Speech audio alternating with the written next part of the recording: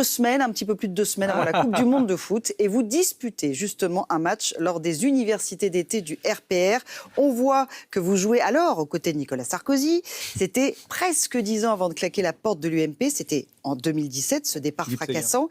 Hier, on rappelle que l'ancien président a été condamné à 5 ans de prison ferme. Il dénonce une décision qui est d'une gravité extrême pour l'état de droit. Vous en pensez quoi ?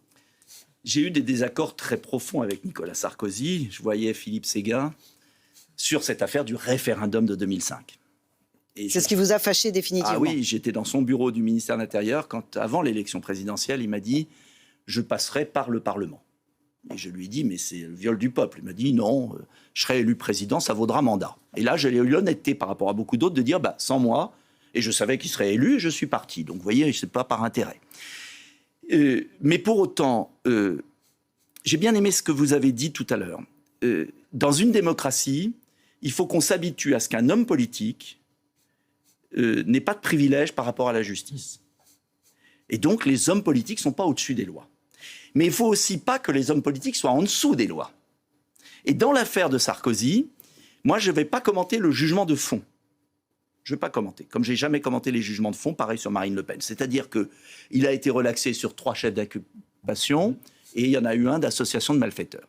En revanche, je le dis parce que je le pense, ce qui me choque, c'est l'exécution provisoire, parce que dans le droit, moi je regarde le droit, l'exécution provisoire, j'ai appris à l'école, à la fac, c'est la récidive, c'est la fuite et c'est l'ordre public. Or, je ne crois pas qu'un homme de 70 ans, quel qu'il ait été président de la République ou pas, va assassiner personne, va pas s'enfuir, et voilà. Et donc je trouve que là, on est passé d'un excès à l'autre. C'est-à-dire que j'ai le sentiment que Nicolas Sarkozy est un peu une cible.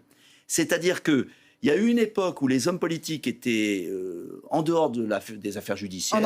On en parlait justement tout à l'heure. Ouais. Je pense que François Mitterrand n'a pas été embêté par la justice. Bon. Et puis là, on vient à une époque, je pense, où il y a une sorte de vengeance malsaine de certains juges.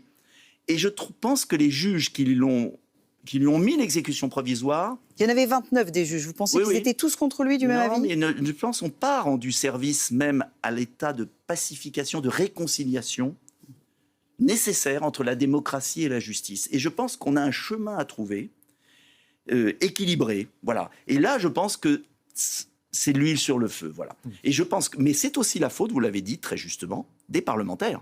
Parce que quand les parlementaires ont voté ça, je me souviens en commission des lois, j'y étais pas, mais Gilbert Collard m'a raconté qu'il avait mis en garde sur cette exécution provisoire sans possibilité de recours.